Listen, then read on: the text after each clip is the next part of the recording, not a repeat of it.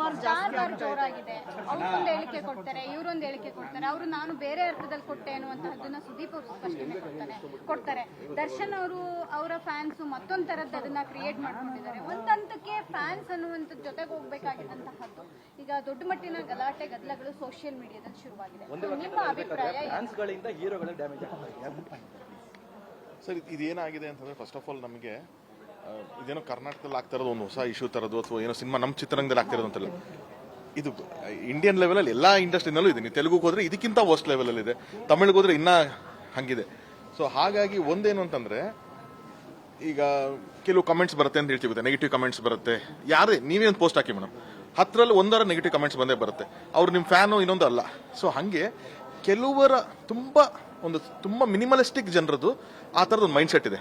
ಅವ್ರು ಖಂಡಿತವಾಗ್ಲೂ ಯಾರ ಫ್ಯಾನ್ಸು ಅಲ್ಲ. ಅವ್ರು ಒಂಥರ ಇದರಿಂದ ಅವ್ರಿಗೂ ಅದೊಂದು ವಿಕೃತ ಖುಷಿ ಇದೆ, ಈ ಥರದ್ದು ಏನೋ ಮಾಡಬೇಕು, ಈ ಥರದೊಂದು ಪೋಸ್ಟ್ ಹಾಕ್ಬೇಕು. ಇವತ್ತೇನಾಗೋಯ್ತು, ಡಾಟಾ ಫ್ರೀ ಇದೆ ಅವನ ಹತ್ರ, ಆರಾಮಾಗಿ ಟೈಮ್ ಇದೆ, ಎರಡೂ ಇದೆ. ಸೊ ಹಾಗಾಗಿ ನೀವು ಯೂಟ್ಯೂಬಲ್ಲಿ ಒಂದು ವಿಡಿಯೋ ಹಾಕಿ, ನೀವೊಂದು ಪೋಸ್ಟ್ ಹಾಕಿ, he just needs one situation to put something. So ಹಾಗಾಗಿ ಆ ಥರದ್ದೇನೋ ಒಂದು ರಬ್ಬಿಶ್ ನಡೀತಾ ಇರುತ್ತೆ ಹೊರತು it is not any genuine fans. ನಾನು ದರ್ಶನ್ ಸರ್ ಜೊತೆ ಕೆಲಸ ಮಾಡಿದ್ದೀನಿ, ನಾನು ಅಲ್ಲೂ ಟ್ರಾವೆಲ್ ಮಾಡ್ಕೊಂಡು ಬಂದಿದ್ದೀನಿ, ಅವ್ರ ಫ್ಯಾನ್ಗಳು ನಾನು ನೋಡ್ಕೊಂಡು ಬಂದಿದ್ದೀನಿ. It is not like that, ಸರಿನಾ? ಅವರು ಸಿನಿಮಾಗೆ ಸಪೋರ್ಟ್ ಮಾಡೋದು. ನಾನು ಇಂಟ್ರಾಕ್ಷನ್ ಮಾಡಿದ್ದೀನಿ ಸರ್, ನಾನು ಒಂದು ಫ್ಯಾನ್ಸ್ ಮೀಟ್ ಅಂತಾನೆ ಮಾಡಿದ್ದೀನಿ. ನಾನು ಅವರೆಲ್ಲ ಹೆಂಗೆ ಇಂಟ್ರಾಕ್ಟ್ ಮಾಡ್ತಾರೆ ಅಂತ ನಾನು ನೋಡಿದ್ದೀನಿ.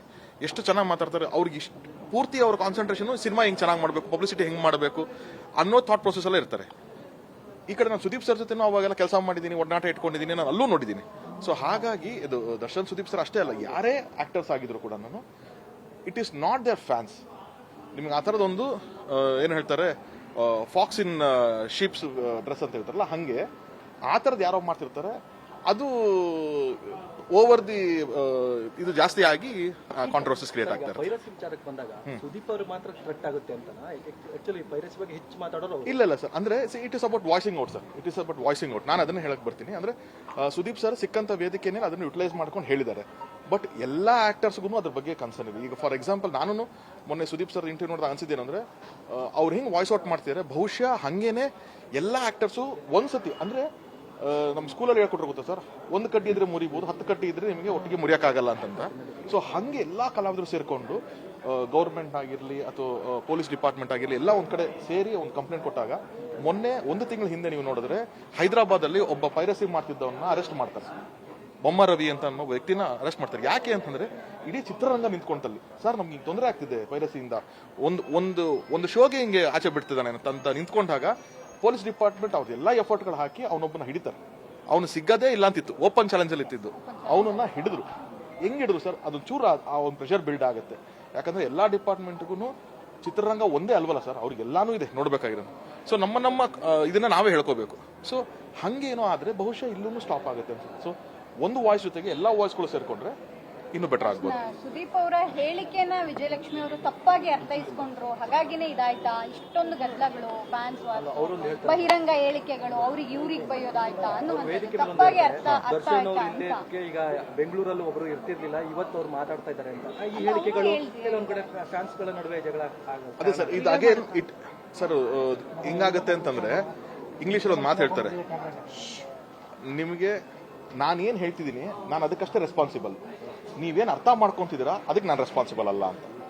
I am only responsible for what I talk, not for what you understand ಅಂತ. ಹಾಗಾಗಿ ವಿಜಯಬಾಬಿ ಕೂಡ ಅವ್ರು ಬೇರೆ ಯಾವ ಪರ್ಸ್ಪೆಕ್ಟಿವ್ ಅಲ್ಲಿ ಹೇಳಿರ್ಬೋದು, ಸರಿನಾ?